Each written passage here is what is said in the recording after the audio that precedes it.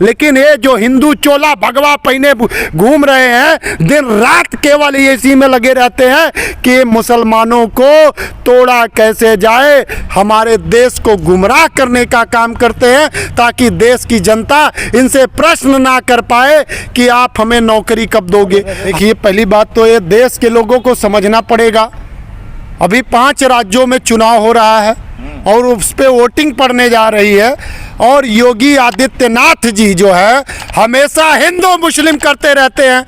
अब उनको हलाल शब्द पे बैन लगाने का काम कर रहे हैं।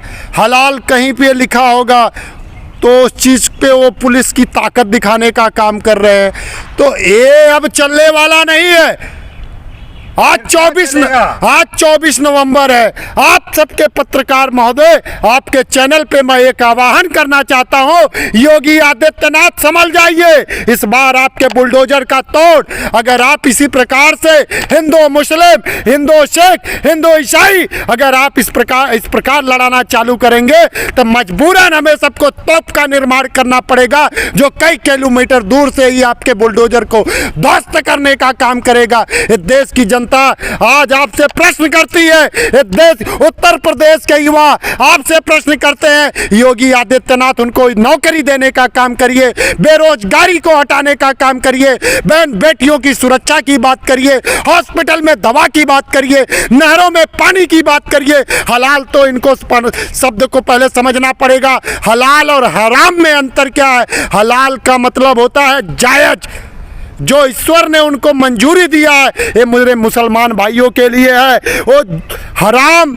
शब्द है, वो दारू नहीं पीते हैं, लेकिन ये जो हिंदू चोला भगवा पहने घूम रहे हैं, दिन रात केवल इसी में लगे रहते हैं कि मुसलमानों को तोड़ा कैसे जाए और इनको कितने अभद्र बोला जाए, और अपनी राजनीति की रोटियां सेकते रहे ताकि हिंदू भाइयों का वोट हमको मिले। लेकिन इस बार हिंदू नहीं, इस बार संविधान के तहत अपने हक को मांग रहे हैं। आपने देखा, पूरे देश ने देखा, बिहार में नौकरियों की बौछार लगी है, लेकिन यही उत्तर प्रदेश योगी आदित्यनाथ जी नौकरी एक भी नहीं दे पा रहे हैं। उत्तर प्रदेश में नेशनल मीडिया और गोदी मीडिया ये नहीं दिखाएगी कितने हमारे देश के युवा, कितने हमारे देश के बेटियां आत्महत्या कर रहे हैं। वो अपनी शिक्षा को पूर्ण करके इतने डिप्रेशन में पहुंच गए हैं कि अपने आप को ही खत्म कर ले रहे हैं।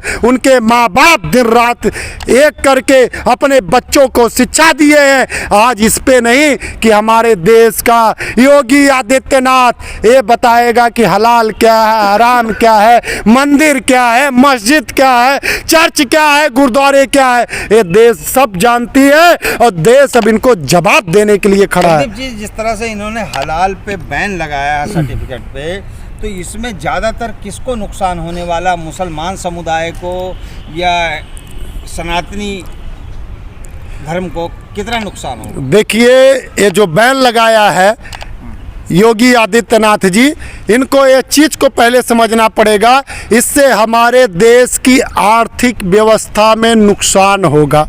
क्योंकि बहुत सारी कंपनियां हैं और वो कंपनियां अपने प्रोजेक्ट के ऊपर हलाल शब्द का जो है स्टिकर लगाकर मार्केट में उतारती है। अगर आप विदेशों में हमारे देश के जो वहाँ पे व्यापार कर रहे हैं उसमें हिंदू हैं, सिख हैं, ईसाई हैं और मुसलमान भी हैं, तो वहाँ पे वो अपने बिजनेस को करते हैं। और जब हलाल नहीं शब्द होगा, मुसलमान इन चीज़ों का बहिष्कार करेगा, और जब वहाँ का मुसलमान इन चीज़ों का बहिष्कार करेगा तो इससे देश की आर्थिक व्यवस्था को कमजोरी पहुँचेगी या नहीं पहुँचेगी, ये आपको सोचना पड़ेगा।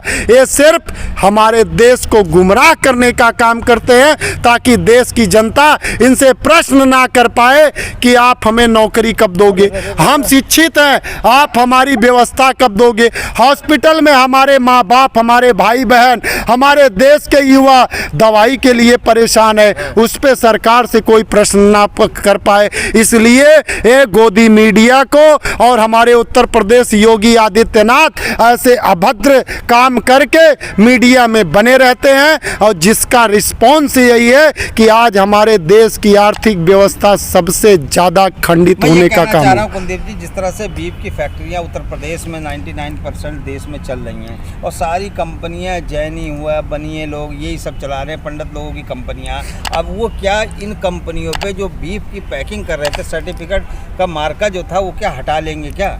देखिए, कंपनियों का अपना एक रिस्पॉन्स होता है। जब कंपनियां अपनी चलाते हैं तो उनको अपने प्रोडक्ट को किस प्रकार से बेचना है, इसके लिए सरकार से पहले ही अनुमति ले लेते हैं, और उनको अपनी कंपनियों, अगर कंपनी का विकास होगा तो देश का विकास होगा।